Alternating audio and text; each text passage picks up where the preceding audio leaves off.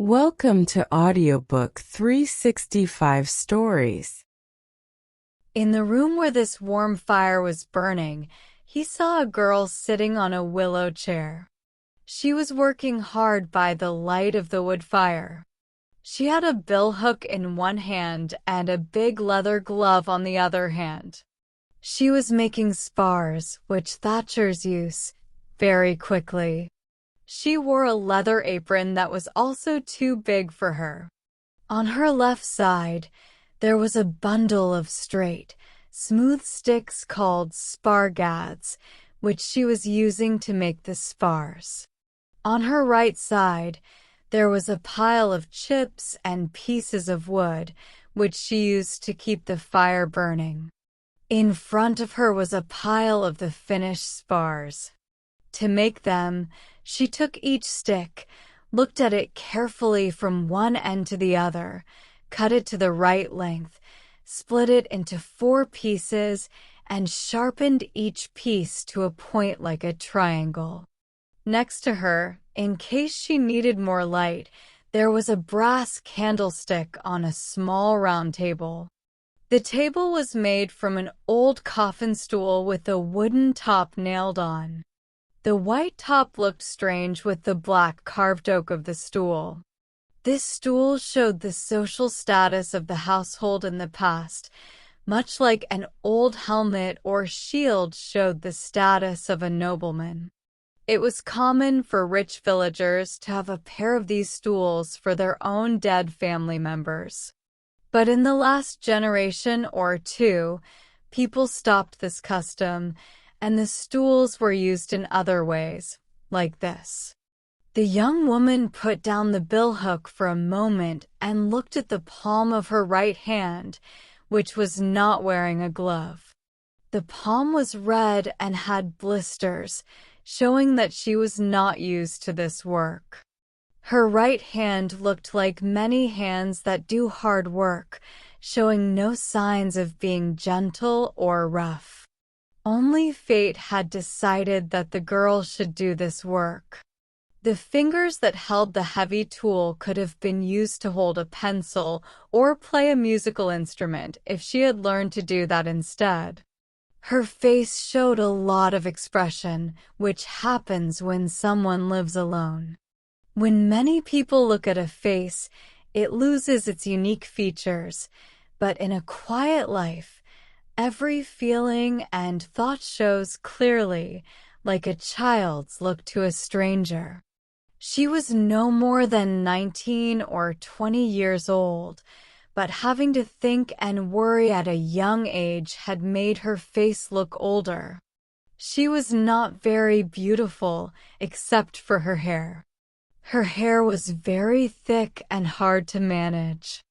It looked brown in the firelight, but in daylight, it was a beautiful chestnut color. On this one bright gift of time to the girl, the new visitor's eyes were fixed.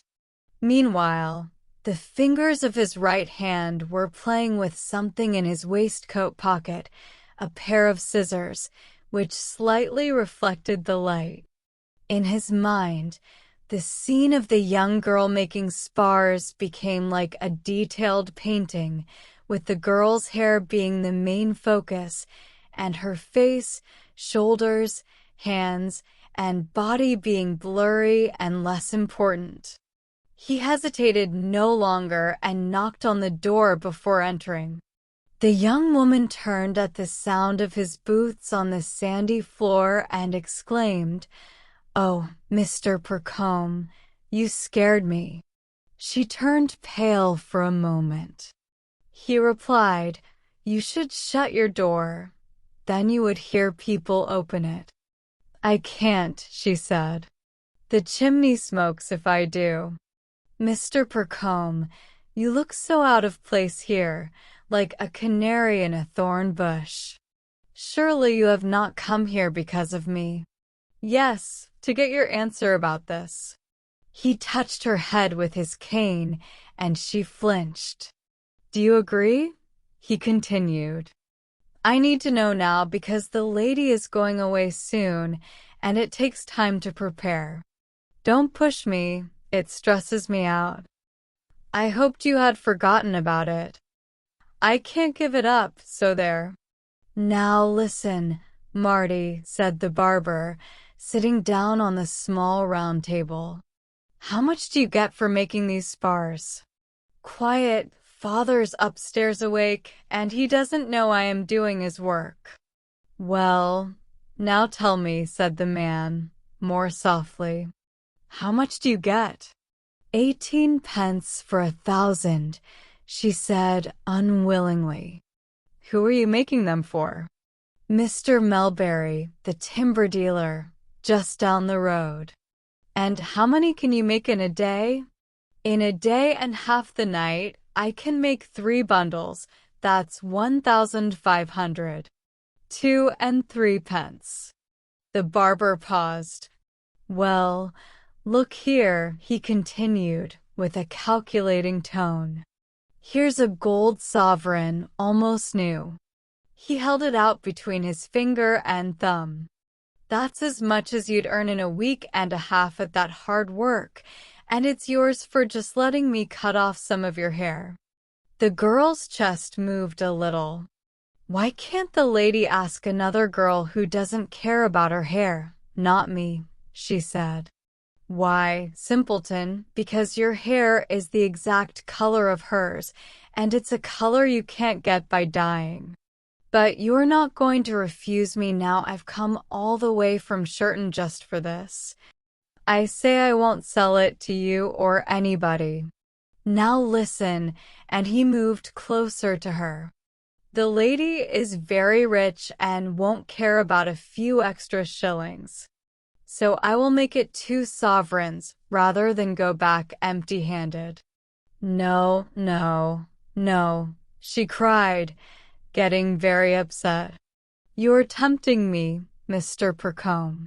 You sound like the devil to Dr. Faustus in the penny book. But I don't want your money and won't agree. Why did you come?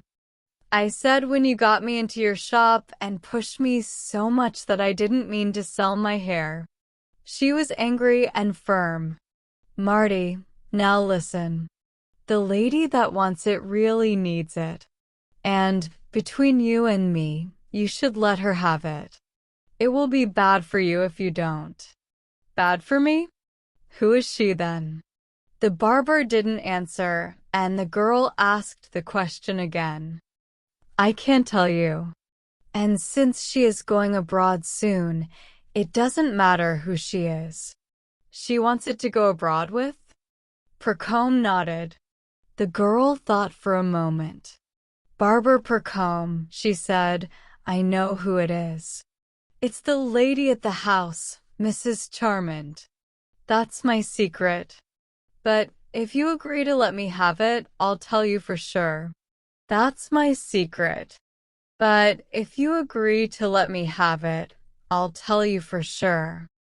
I won't let you have it unless you tell me the truth. It is Mrs. Charmond. The barber lowered his voice. Well, it is. You sat in front of her in church the other day, and she noticed how exactly your hair matched hers. Ever since then, she has wanted it and decided to get it.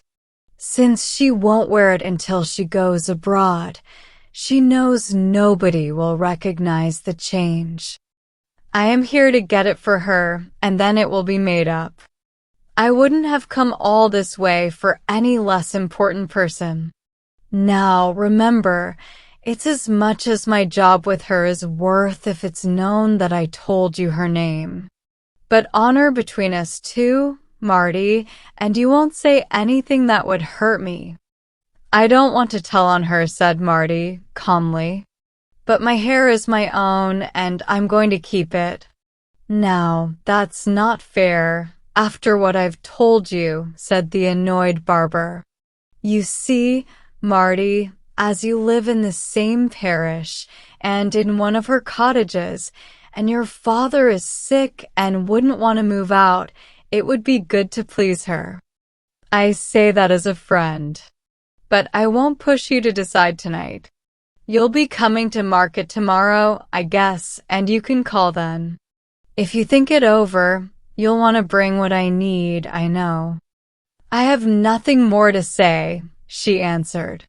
Seeing that it was useless to push her further, the barber said, as you are a trustworthy young woman, I'll put these sovereigns up here for decoration, so you can see how nice they are. Bring the hair tomorrow or return the sovereigns. He placed them on the frame of a small mirror. I hope you'll bring it, for your sake and mine. I thought she could have found someone else, but as it's her wish, it must be done if possible. If you cut it yourself, be careful to keep all the strands the same way. He showed her how to do it. But I won't, she replied plainly. I value my looks too much to ruin them. She wants my hair to get another lover with, though if stories are true, she's broken the heart of many noble gentlemen already. Lord, it's amazing how you guess things, Marty, said the barber. I've heard from people that there is some foreign gentleman she likes. However, remember what I asked. She's not going to get him through me. Percombe had walked to the door but came back, put his cane on the stool, and looked straight at her. Marty South, he said slowly, you have a lover yourself, and that's why you won't sell your hair. She blushed deeply, more than a mild blush that makes someone look pretty. She put the yellow leather glove on one hand, took the hook with the other, and sat down stubbornly to her work without looking at him again. He watched her head for a moment, then went to the door. After one last look back at her, he left. Marty kept working for a few minutes, then suddenly stopped. She got up and went to the back of the room, where she opened a door. Behind it was a staircase so clean that the wood's grain was almost gone. At the top, she quietly approached a bedroom. Without going in, she asked, Father, do you need anything? A weak voice inside said no, and added, I would be fine by tomorrow if it weren't for the tree. The tree again, always the tree. Oh, Father, don't worry about that. You know it can't hurt you. Who is talking to you downstairs? A man from Shirton. Nothing to worry about, she said softly. Father, she continued, can Mrs. Charman make us leave our house if she wants to? Make us leave? No. Nobody can make us leave until my poor soul leaves my body. It's life-hold, like Ambrose Winterbourne's. But when I die, it will be hers, not until then. His words on this topic had been clear and strong enough so far. But now he started to moan again, and the tree will do it, that tree will soon kill me. Nonsense, you know better. How can it? She stopped talking and went back downstairs. Thank heaven, she said to herself, what belongs to me, I keep.